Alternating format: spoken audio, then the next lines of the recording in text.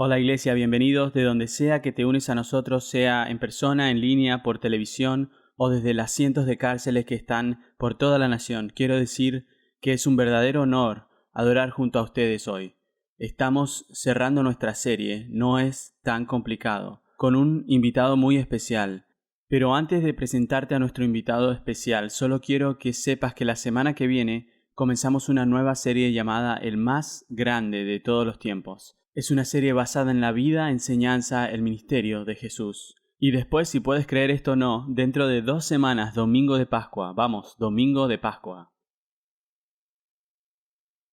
De hecho, no solo tenemos servicio de domingo de Pascuas, tenemos servicios de viernes de Pascua, servicios de sábado de Pascua y servicios de domingo de resurrección. Muchas oportunidades para que traigas a un familiar, un amigo, alguien que necesite experimentar a Jesús. Asegúrense de ser parte de nuestra celebración de fin de semana de Pascua y luego la semana después de Pascua celebramos 10 años como una iglesia. Vamos, nuestra celebración de los 10 años la semana después de Pascua.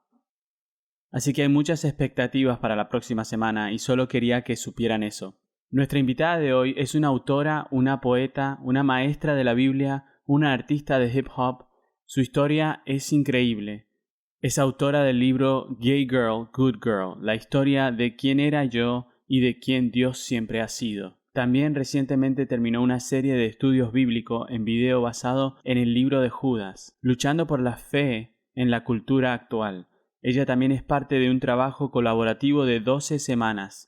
Es un estudio bíblico en video para padres y adolescentes llamado Sexualidad Cristiana, descubriendo la verdad sobre Jesús, el sexo y género. Tenemos mucho que cubrir hoy, así que me harían el favor, podrían juntar las manos para darle una gran bienvenida de Rock City a Jackie Hill Perry.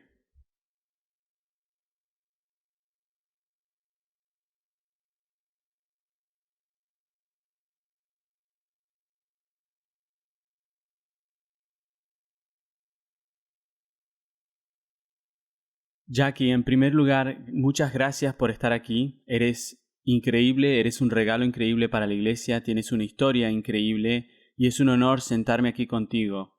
Creo que tienes la habilidad de explicar las escrituras de manera que tiene mucho sentido. Quiero empezar con tu historia. De hecho, una de las primeras cosas que dices en tus libros es que dijiste que me atraían las mujeres antes de saber cómo deletrear mi nombre. Ahora, considerando una encuesta reciente de Gallup que acaba de publicar, dice que 1 de cada 6 adultos de generación Z se identifica como LGBT. Hay mucha gente que se inclina hacia esto hoy en día, algunos con dudas o preocupación, tal vez incluso con un poco de miedo, otros quizá buscando afirmación o una nueva perspectiva. Y muchos incluso dentro de nuestra iglesia que se identifican como LGBT o tienen un familiar o un amigo. Bueno, con eso en mente, llévanos a esos primeros años. ¿Cómo era tu infancia? ¿Cuál fue el momento en tu vida cuando dijiste me atraían las mujeres aún antes de saber cómo deletrear mi nombre? ¿Qué estaba pasando con la pequeña Jackie Hill Perry? Confusión. Sí, quiero decir que noté deseos del mismo sexo en el jardín de infancia, primero o segundo grado, antes de saber escribir, porque cuando tu nombre es Jacqueline es un poco difícil aprender a escribir. Son muchas letras, demasiadas sílabas, y entonces me di cuenta de que de la misma manera en que a los chicos les gustan las chicas, a mí también me gustaban las chicas. Pero no sabía de dónde venía, no conocía su origen, su fuente, ni siquiera tenía una etiqueta, porque le digo a la gente, fue a principios de los 90. Por lo tanto, no existía ningún tipo de esfuerzo en la televisión que me diera algún título para identificarme. Creo que si hubiera sido el caso, podría haber tenido una identidad que Dios no quiso que tuviera de tan joven. Creo que hubiera sido una fortaleza más difícil de romper, pero esa es para otra conversación. Pero sí creo que no sabía lo que estaba pasando hasta que fui a la iglesia. Y cuando fui a la iglesia escuché hablar del término homosexualidad e hicieron el típico Levítico 18, Romanos 1, 1 Corintios 6, etc. Y mi problema no fue con la consecuencia que se le atribuye a la práctica de la homosexualidad era la forma que se comunicaba desde el púlpito y la gente que está sentada en los bancos con la mentalidad de seguidores. Sentí como que si, a los cristianos no les gusta la gente que es así, por lo tanto a los cristianos no les agradan las personas como yo, por lo tanto no hablaré con los cristianos sobre lo que tengo que afrontar. Y creo que la forma en que se comunicó me mantuvo de la posibilidad de confesión. ¿Quieres que siga? Bueno, déjame preguntarte esto, si quiero que sigas. Tu atracción por el mismo sexo en esa fase de primer grado, teniendo 6 o 7 años, incluso antes de que hayas escuchado la palabra homosexualidad en la iglesia, esa atracción a una edad temprana, ¿te pareció normal? ¿Te sentías bien? ¿Mal? ¿Qué estaba pasando dentro de tu mente joven, tu corazón joven? Creo que cuando eres un niño no sabes lo que es normal. Eres guiado por los impulsos y yo no lo sabía. Pero creo que la consecuencia me recordó o trató de enseñarme si era moralmente correcto o no. Porque cada vez que hacía algo con una niña nos escondíamos. Y era como, ¿por qué te escondes? ¿Por qué sabes esconderte? ¿Por qué no crees que esto es aceptable? ¿Por qué no comunicas que te gusta esa niña de la misma manera en que otras niñas le dicen a su mamá que le gusta la Trey Trey, quien sea? Porque todos conocíamos una la Trey Trey en nuestra infancia. Yo sí. Yo conocía a un John John. No sé de dónde vino la Trey Trey. De mi espíritu. Está bien. Vamos a desmenuzar ese pensamiento de cómo la conciencia habla enseguida. Ahora hablemos de tu familia, tu papá, tu mamá. ¿Fuiste criada en un hogar cristiano? ¿Iban juntos a la iglesia? ¿Siempre? ¿Cómo era tu relación con tu familia? Sí, con mi madre siempre ha sido consistente. Mi padre iba a veces. Él sí, me veía cuando quería. Lo que significaba que a veces estaba en mi vida 6 meses y se desaparecía por 2 años. Estaba en mi vida por 1 semana y se desaparecía por otro año. Era algo realmente inconsistente. Mi madre, sin embargo, ya sabes, madre soltera, trabajó duro, muy ética en su trabajo. El tipo de mamá que te dice que hagas algo y no te explica por qué. Lava los platos. ¿Por qué los tengo que hacer ahorita? Porque yo dije. ¿Por qué lo tengo que hacer ahora a las 5? ¿Por qué no a las 6? Y entonces hubo ese tipo de interacciones con ella. Si crecí en un hogar cristiano, no. Mi madre no era una creyente. Mi acercamiento a la fe cristiana fue a través de mi tía, Muriel, de quien hablo a menudo en público, porque mi tía Muriel es la mujer más salva que he conocido en toda mi vida. Ella es como ese miembro de la familia que es bien salvo. Salva 3 veces, como Santa, Santa, Santa, ella es salva, salva, salva. Al punto que nunca he visto sus rodillas. Porque ella usa vestido todos los días. Eso es ser salvo. Usa vestido los lunes, martes, miércoles, incluso a las 7 de la noche. Ella todavía tiene un vestido puesto. Es hora de dormir y todavía tienes tu vestido puesto. He oído hablar cómo describes la relación con tu tía. Has dicho que de esa relación con tu tía salva, que creó un conflicto no deseado para ti. Y, sin embargo, describes el conflicto como una misericordia. Bueno, cuando estás cerca de una persona justa, tu pecado se vuelve obvio. Y entonces creo que estar cerca de ella, vi que ahí había una clara diferencia en la forma en que ella vivía y la forma en que yo vivía, la forma que ella se movía y la forma que yo me movía, la forma en que ella amaba y de la manera que yo amaba. Y aunque la conciencia es muy ruidosa y quieres que se calle, es misericordia, porque en cualquier momento que la convicción está presente, ese es Dios permitiéndote ver la verdad sobre ti mismo. Y es como, wow, soy un mentiroso. Soy arrogante. Podemos huir de él y lo hacemos en nuestro pecado, pero realmente lo que está sucediendo es que el Espíritu de Dios está tratando de iluminarte a la realidad. Y creo como pecadores la realidad es lo que más odiamos. Eso es bueno. Ahora, uno de los primeros versículos que mucha gente escucha o aprende es Juan 3:16. De tal manera amó Dios al mundo que ha dado a su Hijo unigénito para que todo el que en él crea no se pierda, mas tenga vida eterna. Ese versículo tiene un significado especial para ti. Explícanos eso por un momento. Sí, ese fue el versículo que me vino a mi mente cuando me convertí. Yo estaba en mi cuarto, tenía 19 años, Y antes de este tiempo, obviamente, tenía deseos homosexuales como cuando era niña. Y luego crecí con este concepto que esto no es lo que Dios quiere. Esto no es lo que le gusta a Dios. No quiero ir al infierno. Y es una locura porque realmente pensé que mis deseos homosexuales eran lo único que me enviaría al infierno y no mis pecados en general. Y entonces estaba caminando por el mundo con miedo de morir porque no quería ir al infierno. Pero llegó a un punto cuando estaba en la escuela secundaria donde estaba como que, ¿sabes qué? Me resulta cada vez más difícil comportarme como una heterosexual. Sería más fácil para mí ser yo misma. Entonces decidí hacer lo que quería hacer, que era ser la lesbiana que me enseñé a ser. Así que me metí en una relación con una chica y en ese momento es cuando me convertí en lo que en la comunidad negra de lesbiana se llama stud. Stud es la mujer que proyecta una forma de hipermasculinidad. Usaba boxers, mis pantalones, mi voz ya es gruesa, así que no tuve que cambiar eso. ¿Le da risa? Usaba sostén deportivo para aplanar mi pecho y si puedo hablar de esto, creo que mucho de esto fue una consecuencia natural de la gente que me decía que me comporto como un chico. Creo que la gente hizo que pareciera que mi tipo de feminidad no era femenina en absoluto, así que naturalmente pensé que no debería ser lo que soy. Sí, creo que la iglesia necesita ayuda para crear una mejor base, más bíblica y precisa en lo que es la feminidad y la masculinidad. ¿Para qué?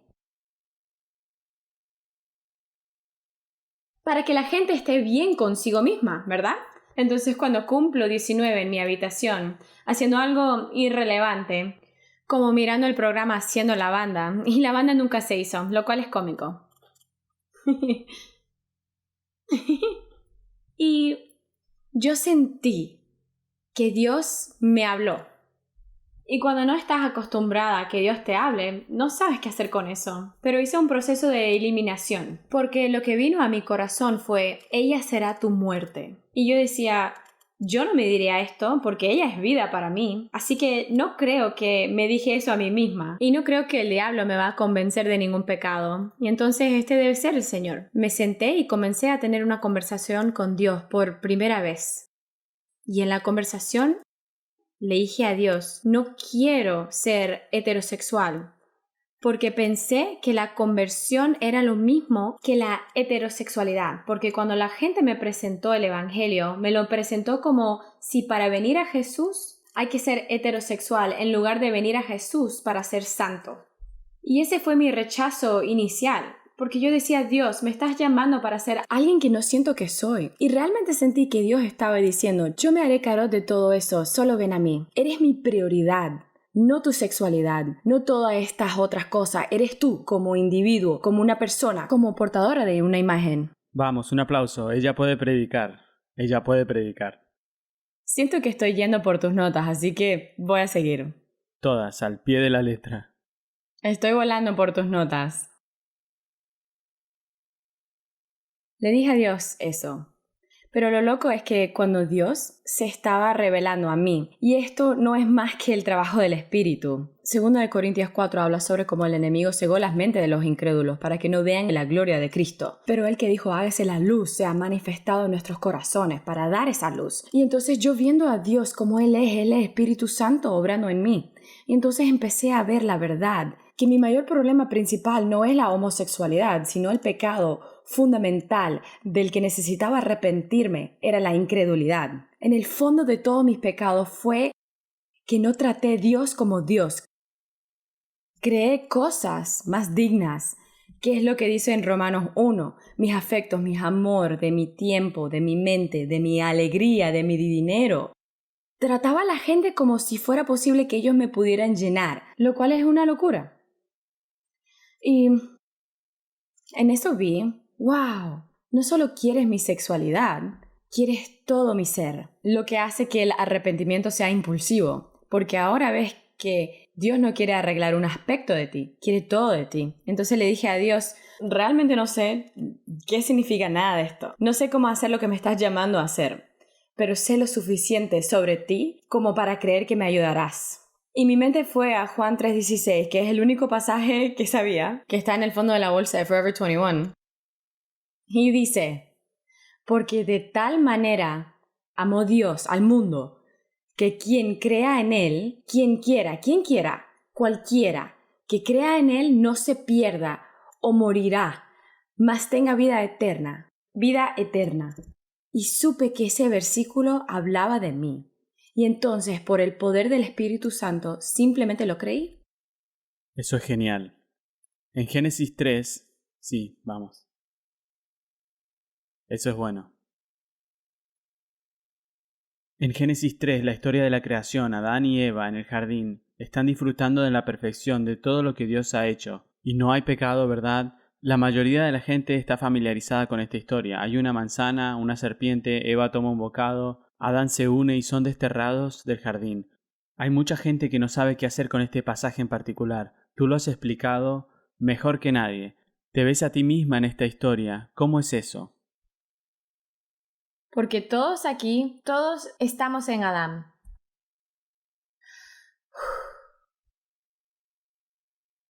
Lo interesante es que creo que a veces nos olvidamos comenzar este tipo de historias con Dios.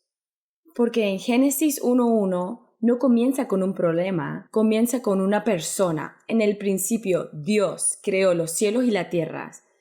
Que es realmente fascinante, porque es como, ¿por qué la Biblia nos quiere presentar esto primero? Sobre Dios. Que Él es un creador. Y creo que es porque si Dios es creador, entonces todo lo que viene después de Él es automáticamente sujeto a Él. Entonces cuando pasamos a Génesis 3, o Génesis 2, donde Génesis termina, donde Dios ordena al hombre, oye, haz lo que quieras, come lo que quieras, estás desnudo, sin vergüenza y desnudo, solo haz lo tuyo. Porque hacer lo suyo era conforme a la voluntad de Dios en ese momento. Y les dice, sí, hagan todos menos no coman de la fruta de ese árbol. Entonces, obviamente se lo comunica a su esposa. De otra forma, ¿cómo habría ella conocido el mandamiento? Y entonces Génesis 3, la serpiente, que es realmente grosera, porque no se presenta, no le pregunta su nombre, él no le pregunta cómo va su día. ¿Necesitas algunas hojas? Porque andar sin sostén tiene que ser raro. Puedes editar eso y sacarlo. Quizás fue mucho. Entonces él dice, ¿Dios realmente dijo? Lo cual es la raíz de todas nuestras dudas. Es cuestionar la palabra de Dios. Y al cuestionar la palabra de Dios, finalmente terminas cuestionando la persona de Dios. Porque si cuestionas a la persona de Dios, ahora la pregunta se convierte, ¿es Dios un mentiroso y Satanás está diciendo la verdad? Entonces ella comienza a ver a ese árbol, que es donde yo me veo y todos nosotros. Ella mira a ese árbol que Dios le dijo que el día que comas del árbol, de seguro, no posiblemente, no tal vez, no quizás, seguramente morirás. Pero ella mira al árbol que Dios le dijo que la mataría, pero ella no ve nada más que cosas buenas en él. Tus emociones pueden gobernar tu razonamiento hasta el punto de pensar que hay vida en una cosa muerta. Y entonces ella miró al árbol y dijo, ¡wow! Eso es bueno para comer. ¡Ah! Es un deleito a mis ojos. ¡Wow! Esto es deseable, el ser sabio. Ella tuvo un deseo por algo creado que hizo cambiar sus sentimientos y tomó su fe y la sacó del lugar para lo que ella fue creada y la puso en lo que Dios hizo para sí mismo. Y eso nos pasa a todos nosotros. Todos nacemos idólatras, adorando a las otras cosas creadas y esperando que sean Dios para nosotros. Y cuando miro Génesis 3 veo a Jackie, porque ese era el problema de Jackie y el problema de todo el mundo. Eso es bueno. Eso es muy bueno. Has mencionado a Romanos 1 varias veces. Romanos 1, comenzando con el versículo 21, en realidad es el versículo del tema de nuestra serie, pues habiendo conocido a Dios, no le glorificaron como a Dios, ni le dieron gracias, sino que se envanecieron en sus razonamientos, y su necio corazón fue entenebrecido. Profesando ser sabios, se hicieron necios, ya que cambiaron la verdad de Dios por la mentira, honrando y dando culto a las criaturas antes que al Creador. Por esto Dios los entregó a pasiones vergonzosas. Además, como estimaron que no valía la pena tomar en cuenta el conocimiento de Dios, Él a su vez los entregó a la depravación mental para que hicieran lo que no debían hacer. Hay muchos pecados que se muestran en este pasaje, hombres que abandonaron las relaciones naturales con mujeres, mujeres que abandonaron las relaciones naturales con hombres, los que son malvados, perversos, codiciosos, depravados, envidiosos, asesinos, aquellos que causan conflictos en las redes sociales, los que trafican con engaño, los que incitan la malicia, al chisme, calumniadores, gente que odia a Dios, los arrogantes, jactanciosos, orgullosos, desobedientes a los padres. Creo que todos podemos encontrarnos en algún lugar en esta lista. A pesar de que saben bien que según el justo decreto de Dios, quienes practican tales cosas merecen la muerte. Sin embargo, no solo siguen practicándolas, sino que incluso aprueban a quienes la practican. Sé que este es un pasaje sobre el que has enseñado mucho. ¿Podrías explicar estas palabras para nosotros por un momento? ¿Quieres que explique a Pablo? Bueno, todo el objetivo de Pablo aquí es ayudar a la gente a ver que entre ellos y Dios hay conflicto, que todos estamos bajo pecado, que todos nosotros hemos intercambiado cosas creadas por el Creador y que de todo esto fluye la depravación que se expresa en comportamientos particularmente pecaminosos.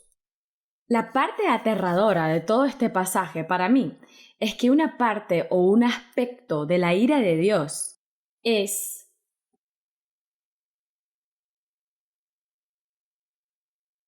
la libertad de pensar que tu pecado está bien. Versículo 21. A pesar de haber conocido a Dios, no lo glorificaron como a Dios, ni le dieron gracias, sino que se extravieron en sus inútiles razonamientos y se les oscureció su insensato corazón. Muchas veces pensamos que la ira es simplemente el infierno, pero la ira de Dios es Él soltándote y dejándote ir a hacer lo que quieras. Y entonces lo que vemos en el mundo es ira, es la presencia de la ira de Dios en la tierra.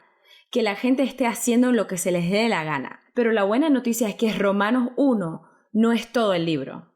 Que en algún momento llegamos al capítulo 6, pero te dejaré llegar a eso. Eso es interesante, gracias. Eso es interesante porque parece que la gente no se enoja con el pecado, sino que se enoja con Dios. Y por eso quiero preguntarte esto. Reconciliando los mandamientos de Dios con el carácter de Dios a veces es difícil, especialmente cuando parece que Dios no siempre tiene nuestros intereses en su mente. Así que les voy a dar un ejemplo. Por ejemplo, para negarse a sí mismo, ¿qué es lo que Cristo nos dice que hagamos, cierto? Él no parece tener mis mejores intereses en mente. Tú has luchado con esto. Hablaste de esos primeros años cuando eras más joven. Dijiste que el diablo tenía más sentido para mí que Dios. ¿Qué quieres decir con eso? Porque cuando estás en pecado, tu anhelo más grande es pecar. Lo que quieres, lo que te deleita, lo que vas detrás, con lo que pasas tu tiempo, es todo lo que es injusto y falso e irreal. Y creo que incluso a veces teniendo estas conversaciones puede escuchar la gente en su cabeza, gente que es muy religiosa y morales, que dicen, ese no soy yo. No, tu complejo de superioridad religiosa también es demasiado injusta, ¿cierto? Pero bueno, creo, y escribiré sobre esto en mi próximo libro, creo que parte del problema en confiar en Dios es que no creemos que Él es santo. Que Dios es santo significa que Dios es trascendente. Él es único, Él es diferente, Él existe completamente diferente a nosotros, lo que significa que es incomparable, no se compara con nadie. Pero también significa que es moralmente puro, por lo que no tiene manchas, no tiene arrugas, no tiene defectos. Creo que parte de la dificultad cuando aparecen los mandamientos de Dios es que no confiamos en la persona que los da. Tratamos a Dios como si fuera posible que Él pecara contra nosotros. Cuando dices, no creo que Dios tenga en mente mis más grandes anhelos, ¿sabes de quién estás hablando? Sí, estás hablando de un ser que no puede hacer nada malo. Estás hablando de un ser que literalmente no puede pecar contra ti. ¿Te imaginas un ser que no puede hacer nada más que el bien hacia ti? De Él es de quien estamos hablando cuando decimos obedécelo. No estamos hablando del diablo, pero siento que a veces hablamos de Dios como que si tuviera un carácter satánico, y ese no es el caso. Él es bueno, y es veraz, y es justo, y es fiel, y es honorable. Todo lo que está en los 10 mandamientos es Dios mismo. Todo lo que esperamos de nuestro prójimo es Dios mismo. Queremos que la gente sea amable, queremos que la gente sea buena, no queremos que la gente nos golpee en el hombro cuando caminen por el pasillo. Eso es Dios. La persona ideal es Dios mismo. Eso es muy bueno. Y ahí es donde comienza la confianza. Es preguntarte, ¿sabes quién es el que te está hablando? Y dijiste en tu libro que muchos de los mandamientos de Dios no son normales para nosotros. No. Nacemos en pecado y somos formados en iniquidad. Queremos hacer lo que queremos hacer. Entonces cuando Dios me dice, oye, toma tu cruz y muere todos los días, ¿morir? ¿Por qué querría hacer eso? Déjame preguntarte sobre eso. Suena como una locura. Claro, en Gálatas 5 dice esto, así que les digo, vivan por el Espíritu, y no seguirán los deseos de la naturaleza pecaminosa. Porque la naturaleza pecaminosa desea lo contrario al Espíritu, y el Espíritu desea lo que es contrario a ella. Y continúa en el versículo 19 y dice, las obras de la naturaleza pecaminosa se conocen bien. Tengo dos preguntas para ti sobre eso. La primera es, ¿son realmente obvios los actos de la naturaleza pecaminosa? Porque me parece que incluso a aquellos que realmente desean seguir a Jesús en nuestra cultura, nos está costando saber cuál es la línea divisora entre lo moral y lo inmoral. Mi segunda pregunta es, esto suena como cualquier cosa menos una vida fácil, ¿verdad? Esto suena como una batalla constante, una lucha sin fin. Entonces, ¿por qué alguien se metería voluntariamente en esto? Para el primer punto, en Gálatas 5 dice que las obras de las carnes son evidentes. Bueno, si la Biblia dice que es evidente, entonces es cierto. Esa es la primera. La segunda, creo que tenemos que hacer la pregunta, ¿evidente a quién? Pablo está escribiendo a una iglesia. Entonces, le está escribiendo a cristianos, le escribe a las personas que conocen a Jesús. Por lo tanto, está escribiendo a personas que tienen una visión clara de su evaluación pecaminosa. Y sí creo que es evidente cuando caminas con Dios y estás caminando de acuerdo con su palabra, puedes discernir una mentira de lejos. Pero si estás viviendo una mentira y eres adicto a ellas y estás enamorado de ellas, es como en Romanos 1 que dice, su necio corazón se oscureció. Es decir, cuando tu corazón se oscurece, no puedes percibir la verdad como verdad. Y esa es la dificultad y el argumento que tenemos como cristianos, es que estamos tratando de decirle a las personas ciegas que vean. Y es por eso que necesitan el Espíritu, porque cuando el Espíritu se siente, las obras de las carnes son evidentes, porque tienes vista. La segunda pregunta es, ¿vale la pena? Básicamente es lo que dije, ser cristiano es difícil. Y Jesús dijo, el camino a la vida es difícil y pocos son los que la hallan. Es muy, muy difícil. Pero también es muy, muy deleitosa, porque en pecado mi vida también era muy difícil, pero no tenía esperanza. Estaba luchando, pero no significa que no hay experiencias de felicidad en el pecado, pero sí significa que se acaba muy rápido, porque yo iba a un tanque roto cuando tenía un Dios que es fuente de agua viva. ¿Sabes? Necesitaba un porro, necesitaba un trago, necesitaba algo de pornografía, necesitaba masturbarme, necesitaba una relación, siempre tenía que ir a algo porque todo siempre se acababa. Pero en Cristo ahora tengo un lugar a donde ir, alguien con quien estar, alguien con quien hablar, donde me siento gozosa incluso en medio de mis angustias. Pero no termina ahí con el incrédulo. Incluso si ellos consiguen una satisfacción menor, conveniente o temporal para apoderarse de esta vida, después de que su aliento se acaba, entonces, ¿qué pasa? Con nosotros hay dificultades. Pero después hay una corona y esa es la diferencia, porque tengo una verdadera esperanza del otro lado de este mundo. Muy bien. Volvamos un poco a tu historia. ¿Cuál era tu opinión sobre los hombres mientras crecías? Mencionaste tu relación con tu padre. Lo has llamado como el te amo a veces padre o el padre a veces. ¿Qué impacto tuvo tu relación con tu padre y con otros hombres en tu desarrollo espiritual, social, psicológico o incluso sexualmente? No lo sé. Todavía necesito terapia para resolver eso. Creo que, en general, cuando no tienes padre... Después fui abusada sexualmente cuando tenía 5 o 6 años.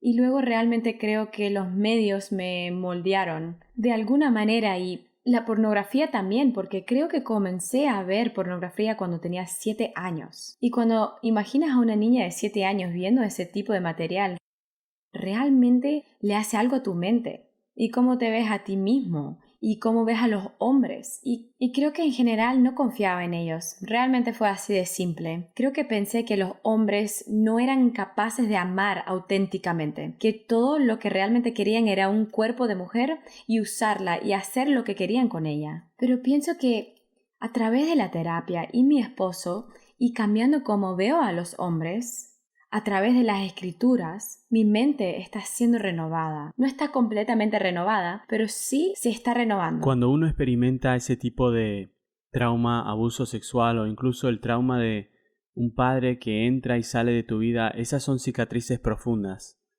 Estás aprendiendo a lidiar con eso y luego la adicción a la pornografía, estabas consumiendo eso, lidiando con esas emociones, heridas, profundas heridas emocionales, heridas físicas, heridas psicológicas.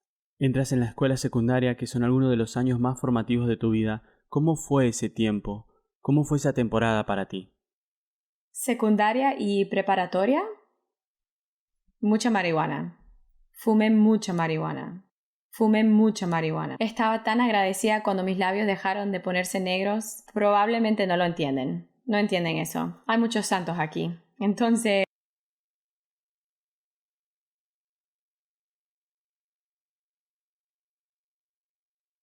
¿Sabes que casi fumé marihuana una vez? oh, Casi lo ok. fumé. Casi. El porro, casi. Tenía una mamá y un papá que oraban, y esta es una historia real. Yo estaba en una fiesta y alguien me pasó un porro, ¿verdad? Y este niño, de la nada, que no era un creyente, nadie era un creyente en esta sala, pero este niño, de la nada le dio un manotazo a la persona que me estaba dando la hierba y dijo, no le des eso a él es cristiano y no hace ese tipo de cosas. Y se desapareció totalmente mi oportunidad de probarla. Estaba muy enojado. Pero tal vez también me salvó de algo.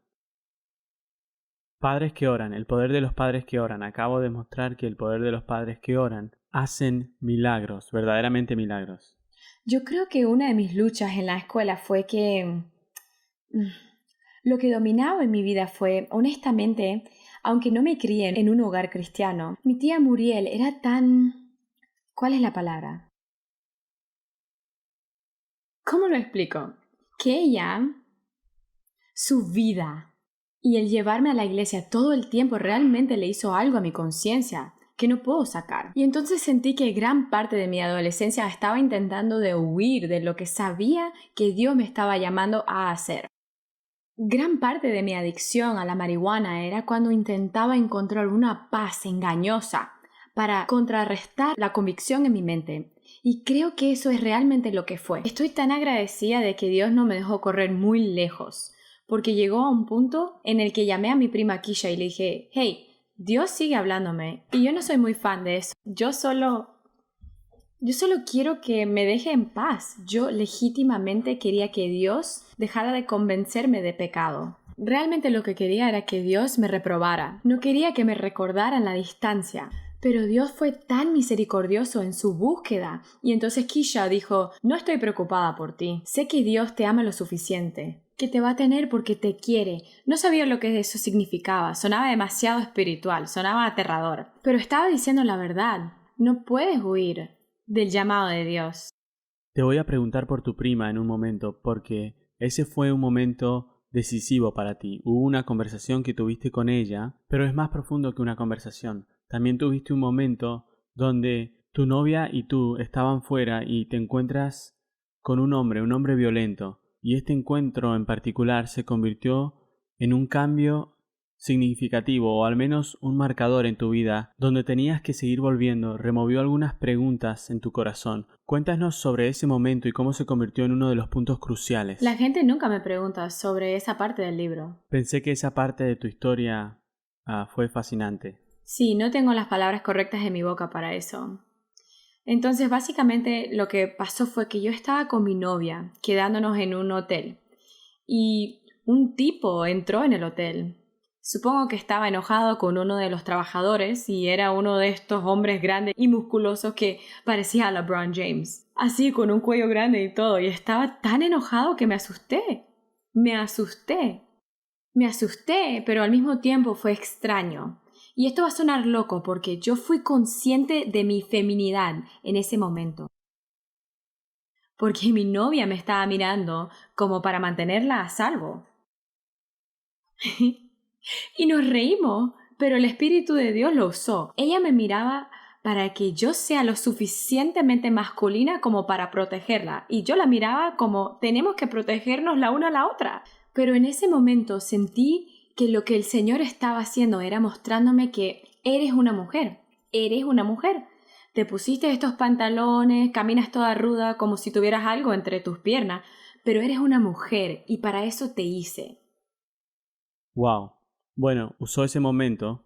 Lo que es interesante, como lo he oído que compartes en la historia en tu libro, es absolutamente increíble la forma en que eres capaz de explicar las escrituras a lo largo de tu historia. Está muy bueno. Pero dijiste esto, que nunca estabas completamente en paz cuando vivías como lesbiana. Ahora, he tenido muchas conversaciones con personas dentro de la comunidad LGBT que compartían este mismo sentimiento, ¿verdad? Nunca he estado del todo en paz. He tenido muchas conversaciones dentro de la comunidad LGBT que dicen exactamente lo contrario. Nunca me había sentido con tanta paz. Nunca me he sentido con tanta paz con quién soy, con quién estoy. También vemos la misma controversia en la iglesia. Así que hay algunas iglesias que tienen una bandera de arcoíris en el campanario y también abrazan abiertamente estilos de vidas alternativos. Y hay algunas iglesias que sienten que su único propósito en la vida es golpear la comunidad gay. Y luego hay gente como nosotros que estamos en algún lugar intermedio. ¿Cómo nosotros, la iglesia, podemos afrontar mejor los desafíos de nuestras diferencias y amar a una comunidad que a menudo ha sido perjudicada y marginada por la iglesia, aunque al mismo tiempo no están comprometidos con convicciones bíblicas profundamente arraigados en torno a las instrucciones de Dios y diseño para la sexualidad cristiana? ¡Wow! Sé que eso es mucho. ¡Wow! Eso estuvo fuerte, me gustó. En Judas dice así, en el versículo 20. Ustedes, en cambio, queridos hermanos, manténganse en el amor de Dios, edificándose sobre la base de su santísima fe y orando en el Espíritu Santo mientras esperan que nuestro Señor Jesucristo en su misericordia les conceda vida eterna. Esta es la respuesta a tu pregunta. Tenga compasión de los que dudan. A otros, sálvenlos, arrebátenlos del fuego. Compadece de los demás, pero tengan cuidado, aborrezcan hasta la ropa que haya sido contaminada por su cuerpo. Una de las cosas que me encanta de este versículo es que Judas no da solo un método en general para la evangelización. Te está dando diferentes métodos que dependen de tu conocimiento sobre la persona y tu sabiduría y la manera en que lo aplicas. Pero él dice, ten piedad de aquellos que dudan y la misericordia es compasión. Hay algunas personas dentro de la comunidad LGBT que aman realmente a Jesús, lo aman y lo sirven y caminan con él. Pero hay algunas dudas, hay luchas, y para esas personas ten piedad, ten compasión. Di, ¿sabes qué? Entiendo lo que significa luchar. Yo tengo mis propias luchas, tengo mis propias batallas, pero hay otra persona de la que habla Judas y dice, a otros sálvenlos, arrebátenlos del fuego. Esta es la persona en la que ha ido más allá de la duda. La punta de sus dedos están a punto de tocar las llamas. Y entonces hay una urgencia diferente. Hay una sinceridad diferente que yo debo comunicarle a esta persona porque no quiero que vaya tan lejos que acaben en el infierno. Luego está la otra persona que dice, tengan compasión de los demás, pero tengan cuidado, aborrezcan hasta la ropa que haya sido contaminada por su cuerpo. Pero en esencia lo que está diciendo es que en tu compasión hacia estas personas, odia el pecado que hay en ello, porque estamos en una cultura y en un mundo y en un contexto donde nuestra compasión conduce a la complicidad. Y eso está sucediendo. Eso está sucediendo porque no mostramos compasión con temor, solo mostramos compasión. Y entonces nuestra compasión no tiene ancla, no tiene raíz, no tiene sabiduría, ¿verdad? Y lo entiendo. Es difícil caminar junto a la gente y verlos felices y verlo con sus esposos o sus esposas o sus novias y ser el tipo de persona que dice, bueno, tal vez deberías arrepentirte de eso. Eso es difícil. El llamado al arrepentimiento nunca es fácil y si te parece fácil probablemente careces de compasión. Pero la cosa es que tengo que preocuparme más por tu alma, incluso más de lo que me importa nuestra relación. Y tanta gente es deshonesta y carece de coraje simplemente porque tienen miedo de que la gente no los quiera. Tienen miedo de que la relación se arruine. Pero Dios no permita. Quiero mantener y preservar esta relación, pero al mismo tiempo nunca te doy las palabras para tener una relación con el Padre, porque sí llegan al Padre. Adivina lo que pasa cuando llegan al Padre. Ahora vamos a reconciliarnos. Y entonces creo que ese tiene que ser el objetivo. Eso es tan útil, eso es muy útil. Y me encanta cómo fuiste directamente a la palabra. No me diste tu opinión, fuiste directo a la palabra y nos explicaste. Es muy útil. Mencionaste 1 Corintios capítulo 6 que dice, ¿no saben que los malvados no heredarán el reino de Dios? No se dejen engañar. Ni fornicarios, ni idólatras, ni adúlteros, ni los sodomitas, ni los pervertidos sexuales, ni los ladrones, ni los avaros, ni los borrachos, ni calumniadores, ni los estafadores heredarán el reino de Dios. Aquí hay una clave, dice, y estos eran algunos de ustedes, pero ya han sido lavados y han sido santificados, fuiste justificado en el nombre del Señor Jesucristo, y por el Espíritu de nuestro Dios. Dijiste algo muy poderoso en tu libro, dijiste la misma Biblia que me condenó, guardaba dentro de ella la promesa que podía salvarme. Explícanos Dios ese cambia a pensamiento. las personas. Porque 1 Corintios 6, 9 al 11, la gente tiende a dedicar más tiempo a eso que al final. Lo que quiero decir con eso es que pasan mucho tiempo. Dicen, hey, ¿acaso no sabes los que practican la homosexualidad no heredarán el reino de Dios? Y tienen disertaciones y conferencias sobre el pecado, ira y juicio, que son buenos y ciertos y necesarios, pero luego dejan por fuera el versículo 11 que dice, y eso eran algunos de ustedes.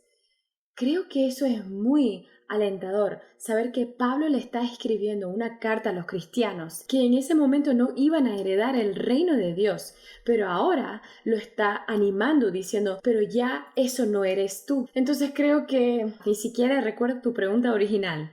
Creo que la esperanza es que cuando Jesús te llama para Él, está prometiendo restaurar a quien destinó que fueses.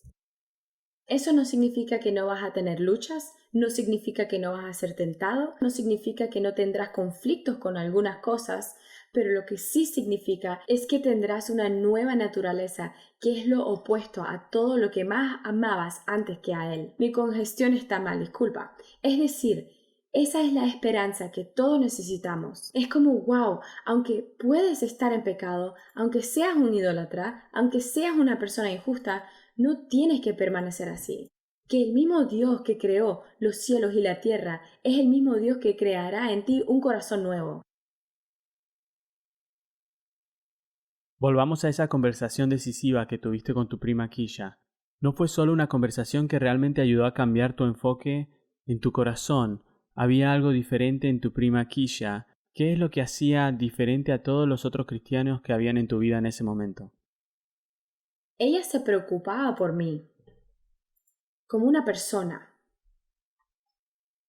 Yo podía llamarla, y ella es mi prima, pero es 15 años mayor que yo. Entonces, yo conversaba con ella cuando yo tenía 17 años y ella estaba en sus 30 y creo que cuando la llamaba estaba consciente de cómo me trataba, porque ella me preguntaba cómo estaba, ella me preguntaba por mi día, me di cuenta de que mi sexualidad no era lo primordial en sus tratos conmigo.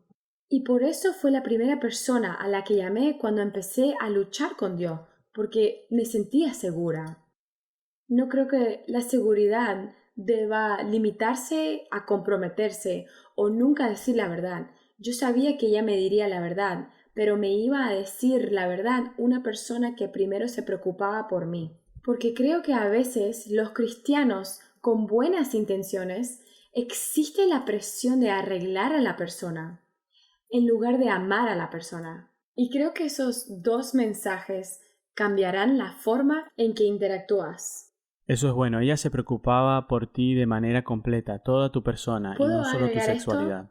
Creo que a la raíz de eso es que cuando le dije que yo era gay, ella me entregó a Dios, porque le dijo a Dios, Dios, no oré por ella lo suficiente, ella es la hija de mi tía Muriel, para el contexto, no oré lo suficiente por ella, no la amé suficiente, no le enseñé suficiente de la Biblia, ella culpaba mi pecado con el trato que ella tenía conmigo, lo cual creo que le pasa a todo el mundo, especialmente a los padres, que no piensas que hiciste lo suficiente, pero Dios le dijo, la amo más que tú la amas. Y lo que hizo fue que se dio cuenta que tenía que confiar en Dios. Entonces cuando yo llegaba, ella no tenía esta presión que el espíritu no se estaba poniendo sobre ella y ella podía hablarme porque descansaba en el hecho de que Dios era soberano. ¿Cuál fue el momento decisivo para ti cuando decidiste entregar tu vida a Jesús? Que Dios era mejor. Él es mejor. Él es mejor. No puedo explicarlo como... Si Él es el creador de todas las cosas, incluso el creador de mí y mis afectos y mis deseos, entonces no hay nadie compitiendo con Él. Nadie. Y eso es lo engañoso del pecado. Es que el pecado realmente quiere que creamos que todo lo que Dios ha hecho es mejor que el mismo Dios que lo hizo. Y entonces eso fue lo que sucedió, que a través del Espíritu Santo finalmente pude ver la verdad acerca de Dios, que es que Él es bueno. Él es el mejor. Dijiste que tomaste una decisión del Espíritu en ese momento. También dijiste esto. En tu libro dijiste, en el proceso de convertirme santa como Él es, no me convertiría milagrosamente en una mujer que no le gustaban las mujeres. Sería una mujer que ama a Dios más que a nada. A la persona que ahora mismo está luchando en confiar en Dios, cualquiera que sea su identidad o etiqueta sexual, ¿cómo ayudarías a alguien a cruzar la línea de fe? Independientemente de su dificultad con Dios, ¿es Dios bueno? ¿Debo confiar en Él? ¿Vale la pena seguir a Jesús para mí? ¿Cómo ayudarías a alguien a cruzar esa línea de fe? Cuando consideras la razón por la que vino Jesús, es difícil pensar que Dios no es digno. Porque, como mencionamos, en el principio Adán y Eva pecaron y su pecado pasó a nuestro linaje y así lo heredamos. Entonces incluso nuestras preguntas sobre si Dios vale la pena es una consecuencia del pecado de Eva, porque creo que las personas justas simplemente saben que la respuesta es sí. Pero con eso, creo que tenemos todos estos ídolos, tenemos todos estos pecados, tenemos todas estas luchas, tenemos todas estas cosas que realmente están trabajando muy duro para desviar nuestra atención del hecho de que Dios nos merece. Y entonces Dios sabe que lo que merecemos por negarnos a obedecer es ira y juicio, porque un Dios santo debe ser un Dios justo. Y en lugar de tener que pagar esta pena nosotros mismos en el infierno, como deberíamos, Dios envía a su Hijo, que es Dios hecho carne, para vivir una vida justa, sin mancha, pura y una vida orientada por Dios, de una manera que nos encantaría tener. Y lo hace por nosotros, lo hace por personas que ni siquiera pidieron que viniera Jesús por ellos. Y luego el Hijo va a la cruz y en la cruz todos nuestros pecados y toda nuestra ideología y toda nuestra adicción a la pornografía y toda nuestra lujuria y toda nuestra arrogancia religiosa, todo nuestro racismo, todo eso se le pone a Jesús y la ira que nos fue asignada se le asignó al Hijo, donde el Hijo absorbe la ira de Dios. Entonces, para aquellos que vienen y se unen y tienen una relación con el Hijo, no tendrán la ira, sino libertad. Obtienen justicia. Pero no solo eso. Jesús muere y pasa por la tumba y no se queda ahí, sino resucita, porque ¿cómo puede la muerte tener poder sobre Dios? Es imposible. Pero no solo eso, Él regresa y luego les promete dejarles a alguien. Él no dice, oye, ven a mí y luego vas a estar sola. No dice, ven a mí, todos estos mandamientos que te di, solo tienes que obedecerlos en carne. Él dice, te voy a enviar un ayudante. Voy a enviar el Espíritu Santo que estará contigo. Entonces, ¿vale la pena Dios? Sí, envió a su Hijo para que lo reconozcamos y vivamos. Esa es la única evidencia que puedo dar del Evangelio. Eso es muy bueno. Yo solo quiero tomarme un momento ahora mismo. Si están mirando, algunos de ustedes están en persona, algunos están lejos y otra vez cientos de prisiones se unen a nosotros. Quizás estás tras las rejas y escuchando esto. Creo que lo que es importante entender es volver a esa historia de Génesis. ¿Qué hacen Adán y Eva cuando se dan cuenta de que han pecado? Corren y se esconden de Dios como si Dios no pudiera manejar nuestro pecado. Hoy hemos hablado mucho de esto y estoy seguro de que hay algunas cosas con las que podrías estar luchando, pero aquí hay algo a lo que quiero animarte a que consideres. Dios sabe todo sobre ti. Él sabe todo el pecado que alguna vez has cometido y todo el pecado que cometerás, y todavía te dice, te amo. Aún así está dispuesto a perdonarte. Aún así quiere que estés lleno de su Espíritu Santo. Aún así quiere que tengas paz aquí y ahora. Y la esperanza del cielo por venir. Piensa en eso. A Él no le sorprende tu pecado, ni le sorprende mi pecado. Entonces lo último que Dios quiere de nosotros es que cuando nos damos cuenta de nuestro pecado no huyamos de Él. Lo que quiere que hagamos es que corramos a Él. Y si pudiéramos tener la imagen de Dios que Jackie tiene y que tan increíblemente nos pintó como un Dios amoroso, lleno de gracia, misericordioso, cuando corremos hacia Él, Él no está esperando para condenarnos, Él quiere liberarnos. Y entonces les voy a pedir que hagan esto, cierren los ojos e inclinen la cabeza donde quiera que estén. Les voy a pedir que oren conmigo ahora mismo. Sé que hay muchas personas que están a punto de hacer esta oración. Quizás por primera vez vas a decir, Señor, quiero ser perdonado, necesito ser perdonado, estoy listo para ser salvo de mi pecado. Solo haz esta oración conmigo, di, Jesús, aquí estoy, y estoy poniendo mi confianza y mi fe en ti. Puede que sea una fe pequeña ahora mismo, pero te lo estoy dando todo. Y te estoy confiando mi vida. Sé que ya ves mi pecado, pero lo estoy confesando de todos modos, así que te estoy confesando mi pecado. Y te pido que me perdones. Límpiame de adentro hacia afuera. ¿Podrías llenarme con tu Espíritu Santo, del que Jackie acaba de describir? ¿Me llenarías de paz, vida y esperanza? ¿Me revelarías el propósito y el plan que tú tienes? Y que día a día podamos caminar esto juntos. Gracias por morir por mí en una cruz y por ser resucitado de muerte a vida, todo por mí. Te lo debo todo. En el nombre de Jesús. Todos dicen amén. Vamos, ¿quién se alegra de haber venido a la iglesia hoy? ¿Quién se alegra de haber venido a la iglesia hoy?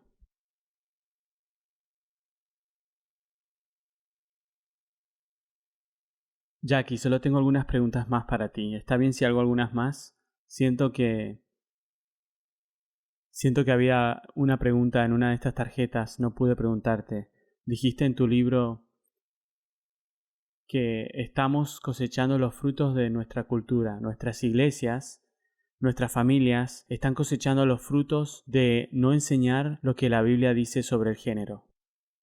¿Cómo podemos nosotros como padres, mentores, pastores, maestros hacer un mejor trabajo de enseñar la Biblia al enseñar lo que la Biblia tiene que decir sobre la sexualidad de género, particularmente en la cultura donde tanta gente diría, ¿sabes qué? No me importa un libro que fue escrito hace miles de años, eso no tiene relevancia para mi vida hoy. Cuando la palabra de Dios es ignorada tan rápidamente, ¿cómo podemos enseñar su palabra y usar su palabra de una manera que sea eficaz para alcanzar a otros? ¡Wow! Creo que parte del problema con la forma en que la palabra ha sido enseñada es porque tenemos personas que en realidad no la leen, no la estudia, no pasa tiempo con ella o incluso no la obedece. Y por eso creo que automáticamente hace el mandato de Jesús de que id y hace discípulos por todas las naciones enseñándoles lo que te he mandado, sea un poco más difícil. Porque estás enseñando lo que ni siquiera entiendes. Y con eso, supongo que el consejo es que leas tu Biblia. Realmente lee tu Biblia. Porque si tenemos la conversación de género, por ejemplo, la gente ha sido... Bueno, soy una chica que no soy fan de los vestidos. Me he estado metiendo un poco con ellos últimamente porque cumplí 30 años y algo cambió. Pero no uso carteras, no hago cosas femeninas, pero tiene gente dentro de círculos cristianos que dirán que no estoy actuando como una mujer. ¿De dónde sacaron eso de la Biblia? No está ahí. Y ese es mi punto. De que si lees Tito 2, o si lees Proverbios 31, o si lees Génesis 1 y 2, si tomas todos los pasajes que nos muestran la feminidad, no leas tu cultura en el pasaje, deja que el pasaje afecte tu cultura. Y eso es lo que está pasando. Eso es lo que está ocurriendo. Así que creo que eso es lo que ayuda. Eso es lo que tenemos que leer, nuestra Biblia, porque los incrédulos conocen la Biblia más que nosotros porque quieren contradecirla. Eso es tan cierto. No estamos preparados. Está por todo TikTok. Sí, está por todas partes. Ya que has estado casada con tu esposo Preston por 7 años, tienes a 2 hermosos hijos, Ethan y Adam. Tengo 3 hijas. ¿Tienes 3? Sí. ¿En serio?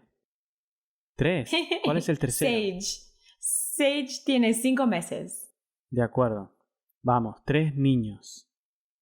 Hay mucha gente que ha caminado en tus zapatos o que andan en tus zapatos ahora mismo, que ni siquiera pueden imaginar estar casado con alguien del sexo opuesto, o incluso tener una relación con alguien del sexo opuesto. ¿Cómo fue esa transición para ti de sentirte atraída y estar en relaciones con las mujeres a ahora estar casada con un hombre durante 7 años y tener una familia? ¿Fue fácil para ti? ¿Resultó natural? ¿Ha sido un proceso? ¿Ves mi cara? La estoy viendo ahora mismo. Lo más difícil que he hecho en mi vida. Lo más difícil que he hecho en mi vida. Porque estar con Preston ni siquiera se trataba solo de afecto o atracción. También se trataba de estar con alguien que empuja todo este trauma con el que tengo que lidiar. La soltería me permitió, ya sabes, no lidiar con eso. Era como, oh, me siento mal, pero puedo irme a mi casa y mirar Netflix. Ahora, oh, me siento mal y tú eres el que me hace sentir mal y duermes en mi cama. Entonces tengo que luchar con estas cosas para que podamos tener paz y unidad. Pero al principio, cuando conocí a Preston, lo conocí cuando tenía 20 años. Así que me convertí a cristiana a los 19, lo conocí a los 20 en un evento en Los Ángeles, donde estaba presentando un poema de los Salmos sobre mis testimonios sobre ser una ex lesbiana y él haciendo un poema sobre cómo él solía dormir con todo lo que respiraba. Y entonces él era un hombre que estaba aquí y luego yo estaba acá y así nos hicimos buenos amigos porque éramos basura antes de Jesús. Y entonces cuando comencé a desarrollar algún tipo de atracción hacia él, no lo entendía porque era ajeno y era nuevo y fue extraño y pensé que probablemente era el diablo tratando de tentarme, distraerme de mi propósito. Y así que se lo di al Señor y finalmente terminó buscándome. Pero creo que una de las cosas que trato de ayudar a la gente a ver es que Dios no me ha dado una atracción o cariño general para todos los hombres. Me ha dado un afecto específico por el hombre al que me ha dado para estar y con quien reflejar su evangelio. Por eso nunca quiero que la gente tome mi historia y primero opten por cargar a la gente con dones que Dios no les ha llamado o dado para que tengan. Lo que quiero decir es que he escuchado a la gente decir, oh, mire a Jackie, ella solía ser gay y ahora está casada y tiene hijos, puedes hacer lo mismo. No sabes si eso es lo que Dios tiene para ellos. Necesitamos empezar a volver a celebrar la soltería y las posibilidades de la gloria que la acompañan. Muchas veces hacemos que el matrimonio sea el fin de todo, pero Cristo es el fin de todo. Como si el matrimonio fuera la salvación, ¿verdad? O evidencia de conversión, y no lo es. Llevar los frutos del Espíritu son los frutos del Espíritu, y la cosa es que nunca quiero ofrecer el matrimonio como meta de la vida, como si el matrimonio mismo fuera eterno, porque no lo es. El matrimonio entre la iglesia y el Cordero, ese es el matrimonio que durará. Todos nosotros estaremos solteros en el cielo, así que celebra a tu hermano soltero y aprende de ellos sobre lo que vas a tener que experimentar en un día. Así que sí, el matrimonio es una especie de gloria, pero no es la gloria más alta. Y mi matrimonio con Preston, Dios lo usa y estoy agradecida y me santifica, pero al final es una manera específica en la que Dios quiere que yo represente su evangelio. ¿Cómo te ha cambiado y está cambiando la mentalidad? ¿Cómo ha sido el ser mamá para ti? Probablemente es la razón que uso vestido ahora, no lo sé. Cuando te pones un epidural te toca ponerte un vestido después, no sé. Sí me ha ablandado, eso es seguro. Porque al principio quería un niño, porque pensé que los niños serían fáciles. Pensé como yo soy ruda, podríamos hacerlo juntos. Pero él me dio 3 niñas. Y creo que siempre es muy difícil expresarlo con palabras, pero creo que tener hijas me ha ayudado a desarrollar una satisfacción con mi feminidad que no tenía antes de tenerlas. Y ni siquiera puedo explicarlo porque lo estoy procesando. Muy bueno. Recientemente colaboraste en un proyecto llamado Sexualidad Cristiana. Estuvimos hablando de esto hace un poco. Un video de 12 semanas basado en un estudio bíblico creado para adolescentes, padres y líderes juveniles.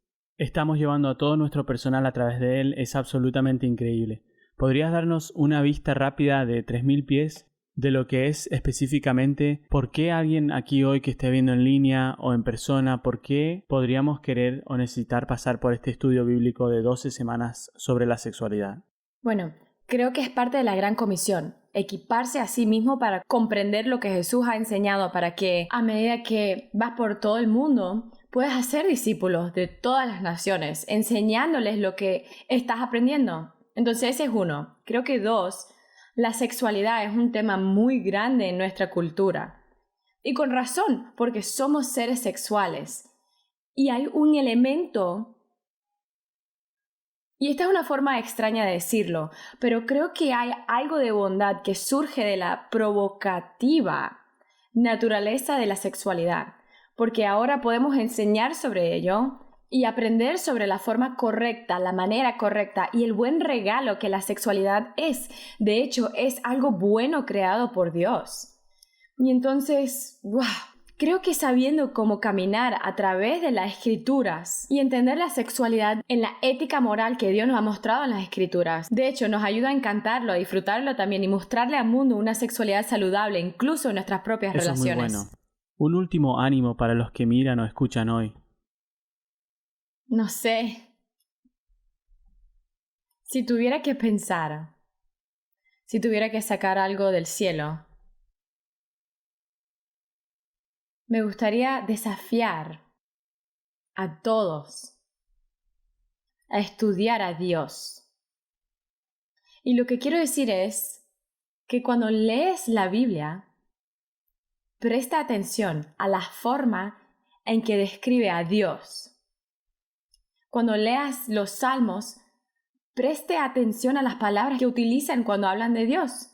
Cuando lees cosas como Génesis, por ejemplo, cuando Adán y Eva se escondieron de Dios, dicen que Dios estaba caminando en el fresco del día. Pensarías, ¿cómo me enseña eso acerca de Dios? Porque Dios no está corriendo. Dios no está dando tumbos. Camina hacia nuevos pecadores como si viniera en paz. ¿Cómo te afecta eso? Bueno, ahora, cuando peco, sé que Dios no viene hacia mí como un adversario. Todavía quiere que vuelva igual que lo que hace un padre. ¿Entiendes lo que estoy diciendo? Y ese es mi aliento. Estudiar a Dios. Y tu vida tendrá que cambiar. Eso es muy bueno. Bueno, Jackie, muchas gracias por sentarte con nosotros hoy día. Eres verdaderamente Eres verdaderamente un regalo para la iglesia y una voz profética y regalo de Dios para el reino de Dios. Y estamos muy agradecidos de que nos hayas dado tu tiempo hoy y ha sido un gran estímulo para nosotros. Iglesia, una vez más, un aplauso para Jackie Hill Perry.